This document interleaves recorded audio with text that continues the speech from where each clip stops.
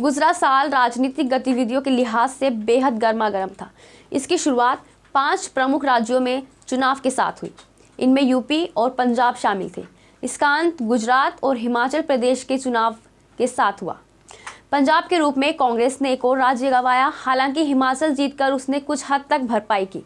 नमस्कार, मैं हूं ईशा खान और आप देख रहे हैं हमारा खास कार्यक्रम।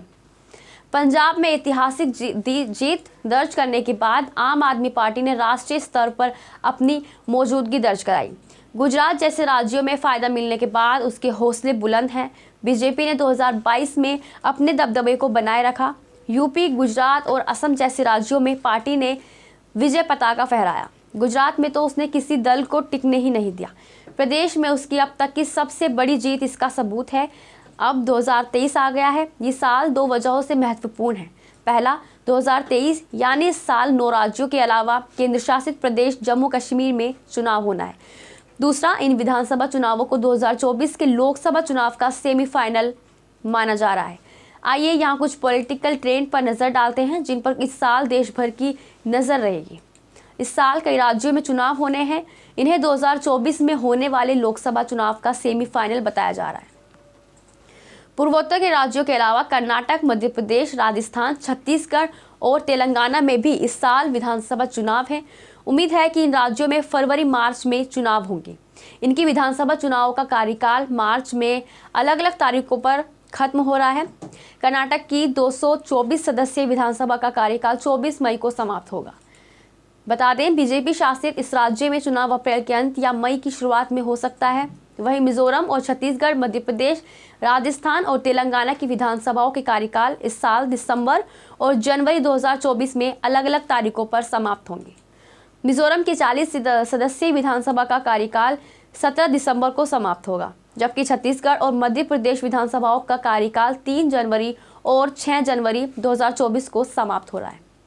इसी तरह राजस्थान और तेलंगाना विधानसभाओं का कार्यकाल 14 जनवरी और 16 जनवरी 2024 को खत्म होगा। ऐसे में इन 5 राज्यों में एक साथ चुनाव होने की संभावना से इनकार नहीं किया जा सकता।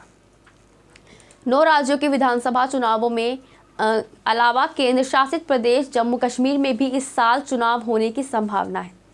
बताया जा रहा है कि जम्मू कश्मीर में ठंड का असर कम होने के बाद 2023 की गर्मियों में विधानसभा चुनाव कराया जा सकता है। आर्टिकल 370 के प्रावधानों के रद्द होने के बाद जम्मू कश्मीर की अंतिम मतदाता सूची पिछले साल 25 नवंबर को जारी होने के साथ चुनाव का रास्ता साफ हो गया।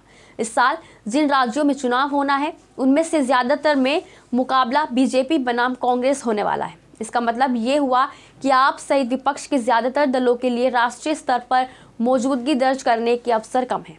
हालांकि तेलंगाना की लड़ाई अहम होगी। ये देखना भी दिलचस्प होगा कि नीतीश कुमार और शरद पवार जैसे नेता विपक्ष को एक साथ लाने में कितना सफल साबित होते हैं।